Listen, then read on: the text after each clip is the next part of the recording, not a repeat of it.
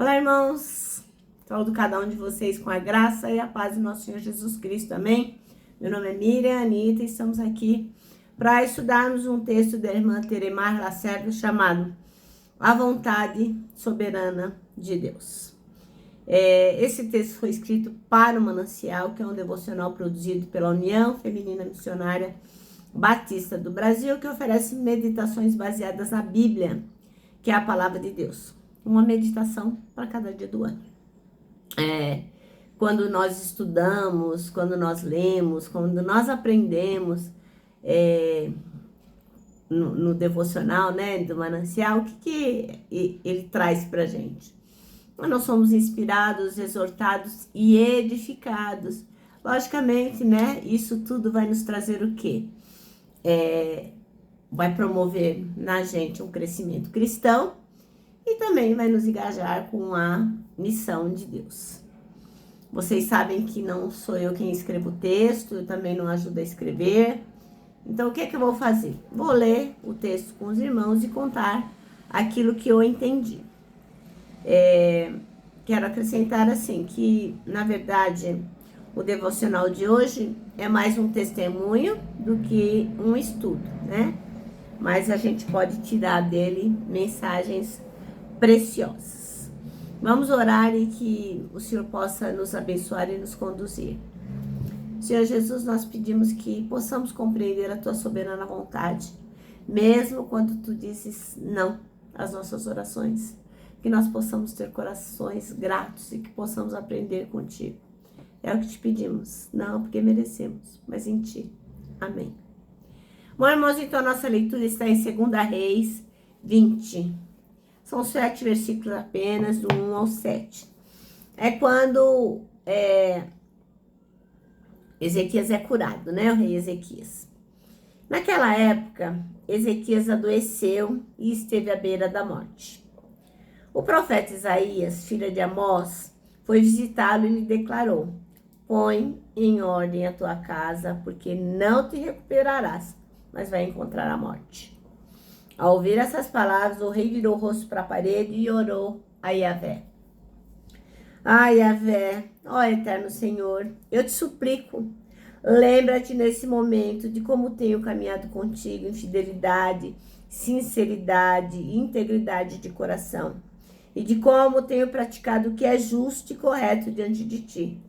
E grande angústia tomou conta de Ezequias e o fez chorar copiosamente. Contudo, antes que o profeta Isaías se retirasse da cidade, quando atravessava o pátio intermediário, eis que lhe sobreveio a palavra do Senhor, dizendo: volta e declara a Ezequias, príncipe do meu povo. Assim diz Yahvé, o Senhor Deus de teu pai Davi, assim diz Yahvé, o Senhor Deus de teu pai Davi, ouvi a tua oração, as tuas súplicas e vi as tuas lágrimas. Eu te curarei. Depois de 3 dias subirás à casa do Senhor. Acrescentarei 15 anos à tua vida na terra e livrarei a ti e a esta cidade toda das mãos do rei da Síria. Protegerei essa cidade por amor à minha própria pessoa e por amor do meu servo Davi. E disse mais Isaías ao rei: tomai uma pasta de figos e pensai-a sobre a úlcera.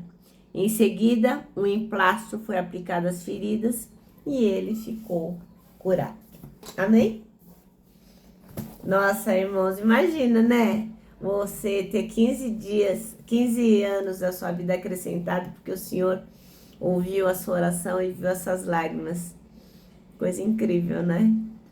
Bom, o nosso texto chama-se A Vontade Soberana de Deus. E o versículo escolhido aqui pela irmã Teremar Lacerda foi o 7, que diz assim: Isaías disse mais: peguem uma pasta de figo.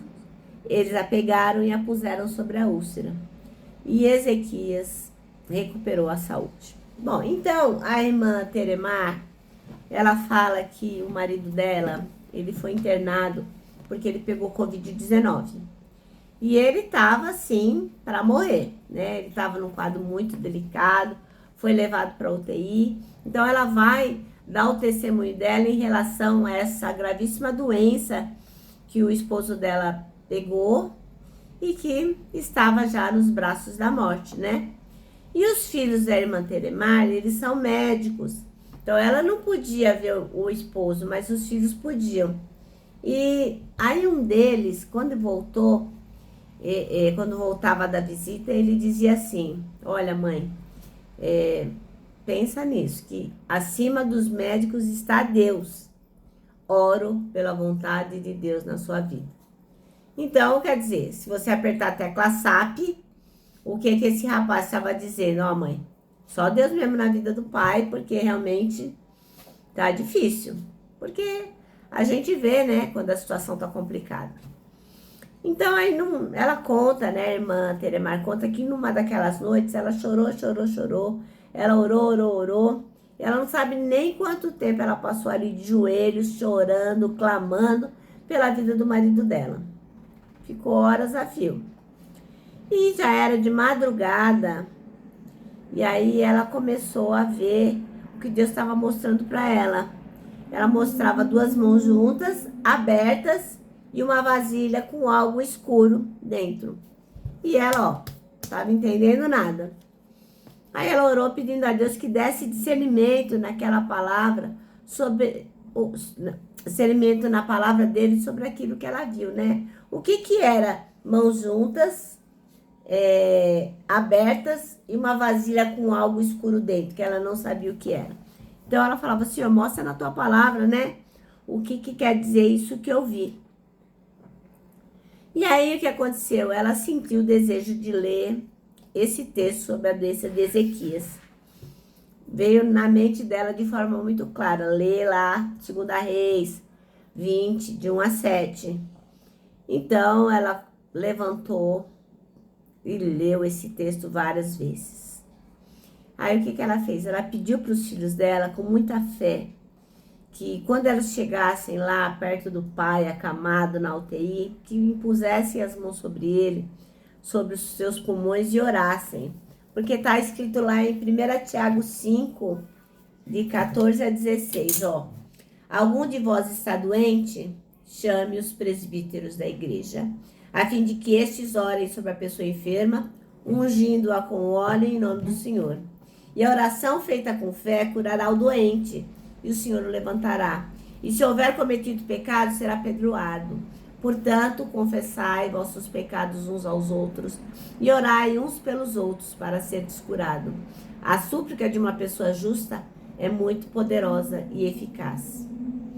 Então, ela pediu aos filhos que fizessem isso, e eles realmente fizeram, né? Impuseram as mãos sobre o pulmão do pai, que não estava conseguindo respirar, orou por eles, e aí passou o verão e passou o inverno. Passou o verão, o inverno estava chegando. Então foram 3 longos meses. 1 mês todinho no hospital e 2 meses para que o esposo dela pudesse se levantar da cama, para que ele pudesse comer sozinho.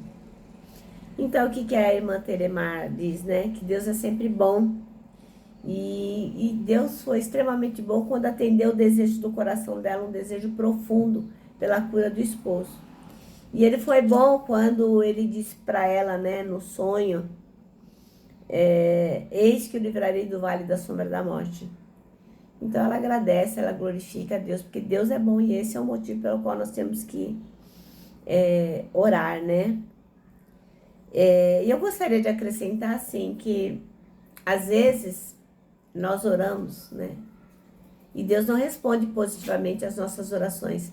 Mesmo nessa época aqui do Covid, né? Em que ela disse que o esposo dela ficou na UTI. Nessa época eu orei por muitas pessoas. E muitas delas se foram, né? Amiga, muito querida minha amiga, perdeu a mãe. Uma outra amiga perdeu o filho. Foram tantas mortes, tantas pessoas que conheciam a palavra, oraram. Nós oramos sobre a palavra, nós oramos sobre a doença, nós oramos sobre o doente. Mas Deus entendeu que era melhor levá-los. Então eu sempre gosto de lembrar, né? Porque é muito comum, né? Nos grupos da igreja, a pessoa coloca lá: olha, orem pelo meu esposo que está doente, orem pelo filho do pastor que foi raptado, orem pelo, sei lá, meu filho que, sei lá, caiu numa cilada.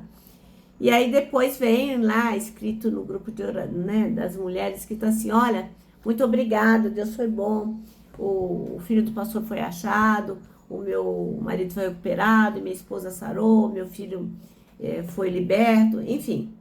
Aí as pessoas respondem, nossa, como Deus é bom, né? Como Deus é bom. Mas assim, é difícil a gente ler no grupo quando a pessoa diz assim, olha, irmãos, Deus é bom, o meu marido morreu.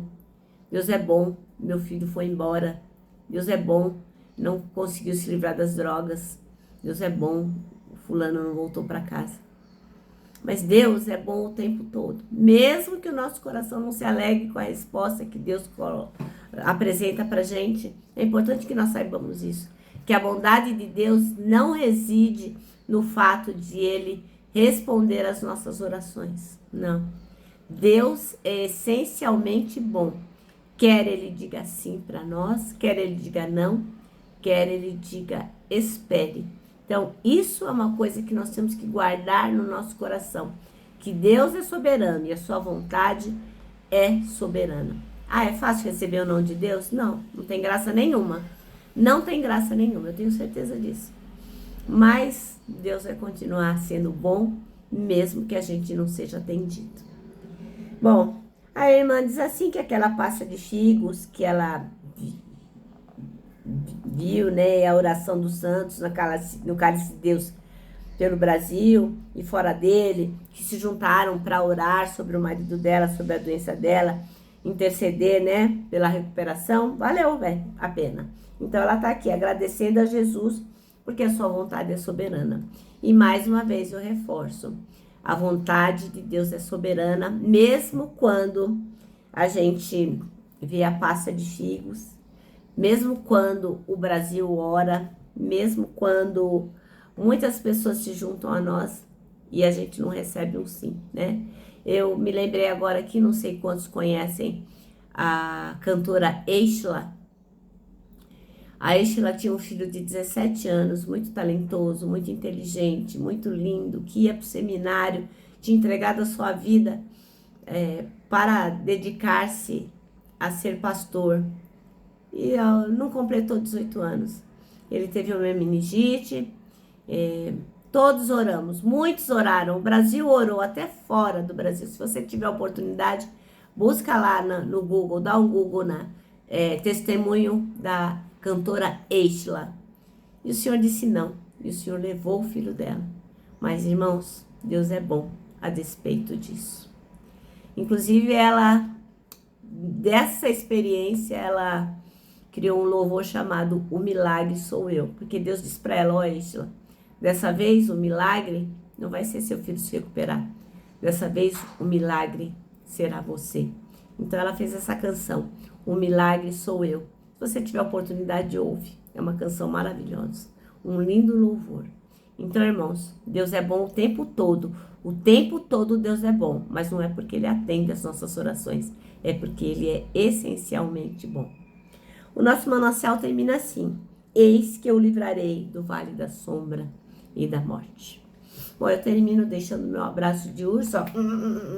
Lembrando que para nós que cremos que a vontade de Deus é soberana, sim, para nós é muito possível, é mega possível abraçar. Então não deixe de fazê-lo. Bem, o nosso versículo deste ano é 1 Tessalonicenses 5:9. Porque Deus não nos destinou para a ira, mas para recebermos a salvação por meio de nosso Senhor Jesus Cristo. Agora sim, agora eu me despeço com a frase do ano não tema, Deus já está lá.